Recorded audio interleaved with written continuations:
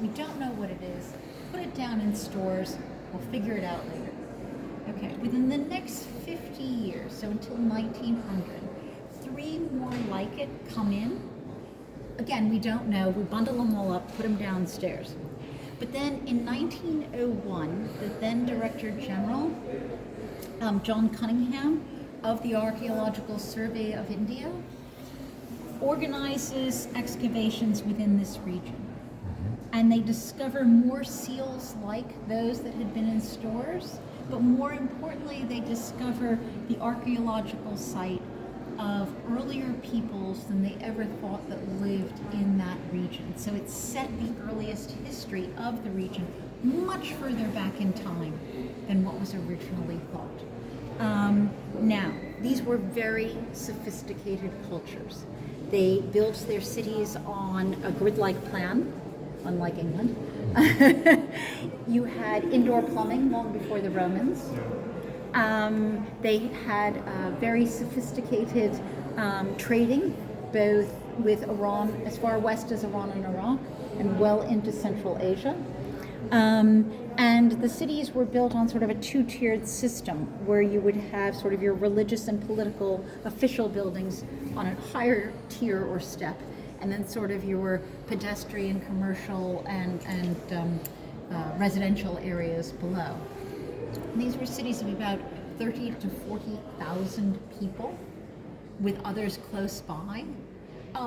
Very sophisticated cultures. You would have read the alphabet from right to left, just like hieroglyphs.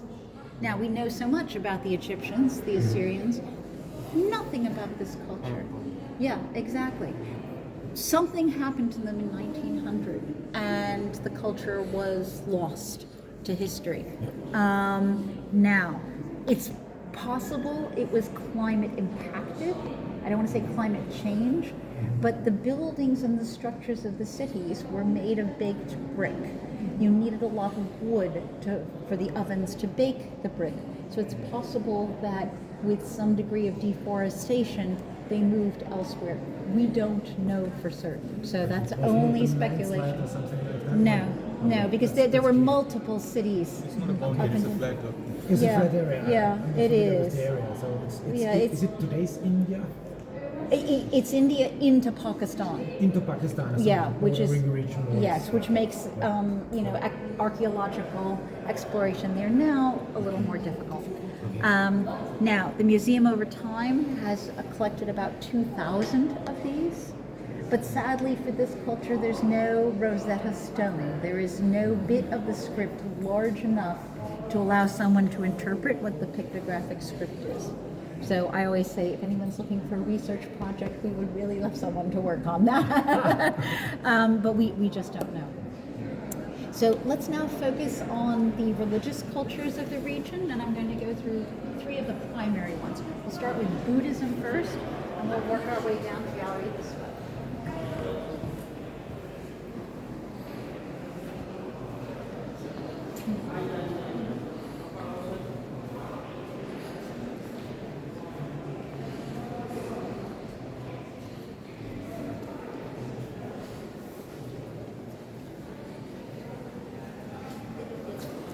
Small group. So, Buddhism. I'm going to make a very simplistic description just for purposes of the tour. So if you have a more sophisticated knowledge of Buddhism, just be patient with me. Buddhism actually starts with a Hindu prince, Siddhartha Gautama, who the legend says decides to leave his life of luxury and head out into the world to discover what was causing man's suffering and how he could alleviate it. He has a number of encounters and adventures, after which time he then sits down under a peepal tree and remains there unmoving for 59 days. At the end of which time, he arises having attained enlightenment, so freedom from hatred, freedom from illusion. And then he shares his dharma or his teaching with missionaries and followers who then spread his teaching elsewhere. Now, this is all 5 BC. For 5 centuries, no physical image of the Buddha was made. At most, you would have had the image of the pipal tree, the Dharma wheel, the lotus, the image of his footprints to indicate his presence, but very similar to early Christian iconography. It would have been considered disrespectful to have represented him personally. So we have no idea what the Buddha actually looked like. Now, as missionaries are heading out into areas where there might not be a common language, or they're starting to realize, or there's a competing religion, and they're competing with others, for followers, they decided that they needed physical images of the Buddha. And because they didn't have any, they looked to the existing sculpture that's there. Now, the earliest sculptures of the Buddha come from Kandahar, and more were made there in the very beginning than any place else. And what they're looking at is they're looking at Greek sculpture, because by the time this is occurring, Alexander the Great has come through and installed his great generals. So that's why the earliest images of the Buddha that you see are like this, where he's wearing sort of the Greek or Roman toga, right? Now, as they become more sophisticated and confident in their own artistic tradition, he ends up with that more simple shift that you'll see on sculptures as we move down the gallery in bit. But early on, it's this sort of thing. And in fact, the earliest image that we know of the Buddha is on this reliquary. So I know it's difficult to see, but the image on it is then printed in the back. You can see he's the second one in. And he's raising it with his hand in a gesture that you will see on other sculptures here, so I think it's valuable to know.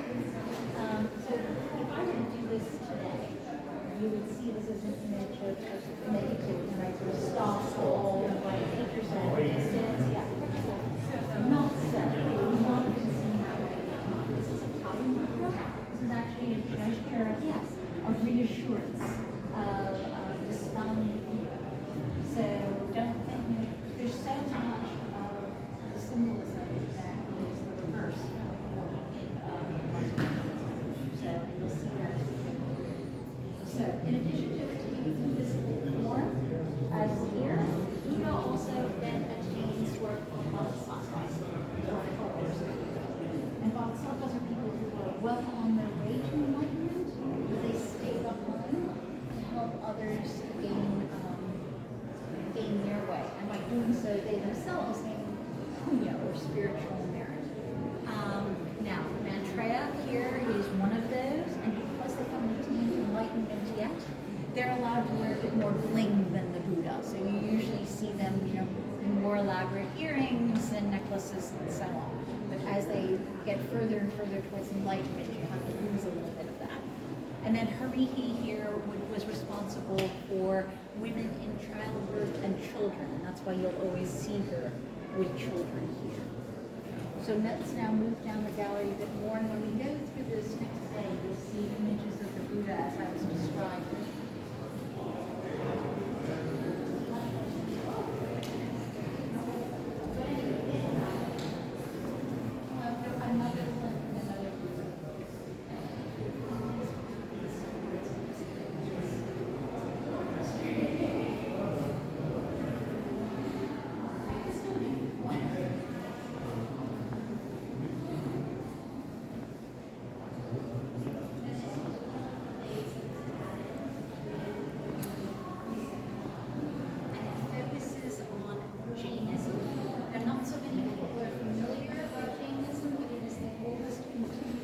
Religious tradition in the general area.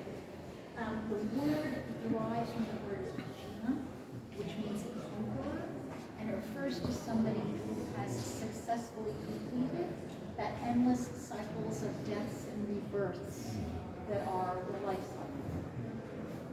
Now, the Jains believe that there were 24 Tirthankars, or people that had attained enlightenment in this life.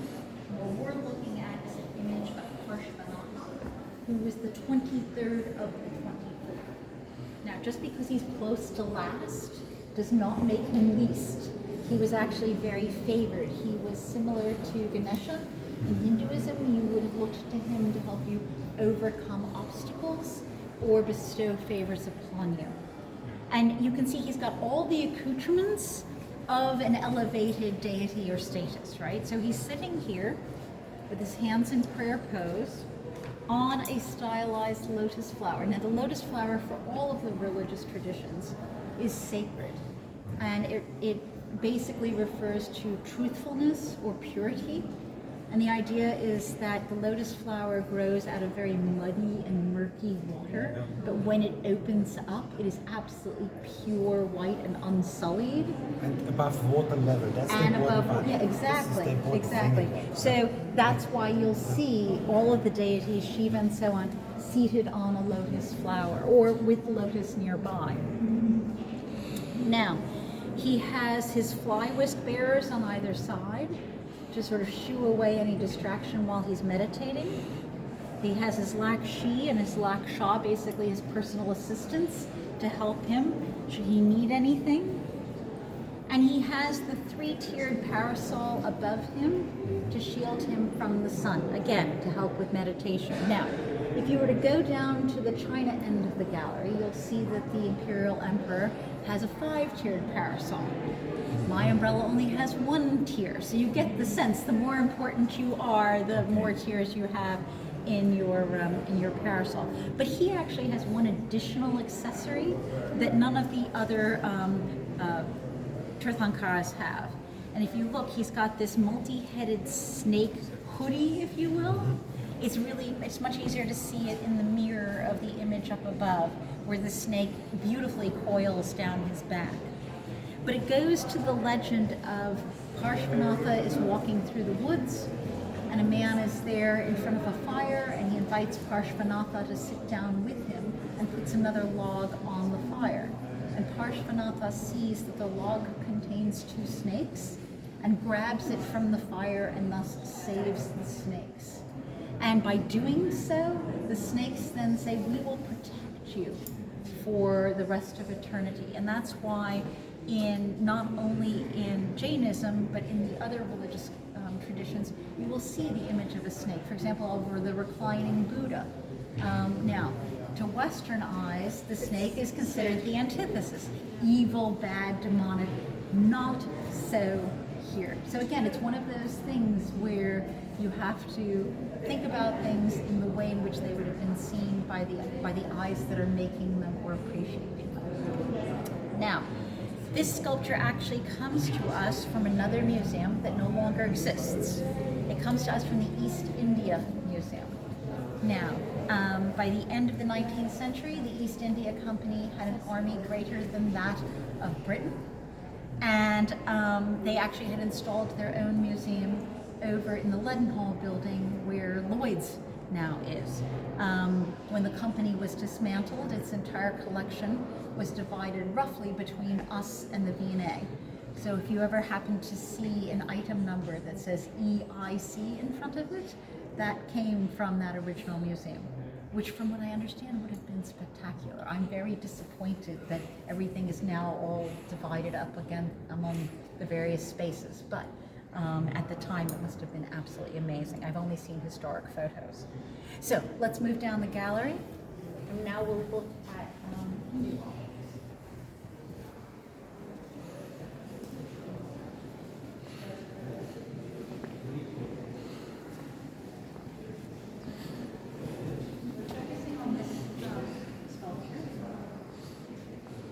which is Shiva, the Lord of the Gods. Now, he has his foot also on a stylized lotus flower, because his feet should never touch the earth. And he's seated in a more relaxed pose, Lalatsana, with the one foot pulled up. And he would have had some sort of a structure over him. You can see where the supports are broken, again, to shield him from the sun and any distraction. And what he's holding in the hands indicate the various aspects of his personality, which, if you know anything about him, is rather dynamic. So he has a very warlike tendency that's symbolized by the axe. Here's the hand gesturing in Abhaya Mudra, which we talked about before. The cobra represents his fearlessness, because even though it's a deadly snake, you'll notice that his composure is very serene. He's not the least bit disturbed by the snake. And then the part that I like the best is the dancing deer. The deer is supposed to represent human thought, how we don't have control over our thoughts. We bounce from one subject to the next. But he has control over his thought process, and that therefore distinguishes him from us. Now, he is, even though he's a somewhat of a diminutive size compared to the other things that you see around you, he's one of the most important pieces in the museum's collection because of the manner in which he was made, which is the lost wax method. So what you would have done is you would have taken a lump of clay or wax, and then you would take wax and press your image into it and build it up. So you built basically a figure like this one. Yes. Okay. Then you take wet clay and you press it into the wax. Okay. Okay. Then you take the whole thing and you fire it in a kiln. Now, what's going to happen? The wax The wax will The flow. wax is going to melt out. Yes, but you end up with this mold that you then pour whatever your metal is, in this case bronze, in, and then you refire it again. Okay. Then you break that exterior of the mold, so you can only use it once. Then you break the exterior of the mold, and then you would have polished and chased your image. Now, for a fair number of pieces, that's done in stages, and then you would go ahead and meld the various pieces together afterwards. This piece is solid and was made in one go. So you can see how absolutely extraordinarily skilled the metal workers were at this time in India. The idea that, you know, you could get this level of detail even undergoing that duplicative firing process. Even the sculpturing person must have been very skillful because Absolutely. he did that in wax. Yes, Yeah. yes, and you can see the level of detail with all of his jewelry and so on. Now, the sculpture also refers to how Shiva became elevated to the Lord of the gods. So the legend goes that all the gods and the demons are standing around this whirling vortex, and out of the vortex are emerging good things like Lakshmi, goddess of good fortune, but also bad things like Poison. Thank you, like a poison that was supposed to envelop the world and then kill mankind. Shiva grabs the poison and swallows it, thereby saving mankind and then becoming elevated to the highest status. Now, when you see Shiva in painted form, you'll often see him with a blue throat or a blue face. And that's to indicate that the poison burned his throat on the way down. That was basically his sacrifice on behalf of mankind. Now, if you were to enter a Hindu temple, you would not see a physical image of Shiva, or frankly of any of the Hindu gods. If anything, you only see them represented in phallic form.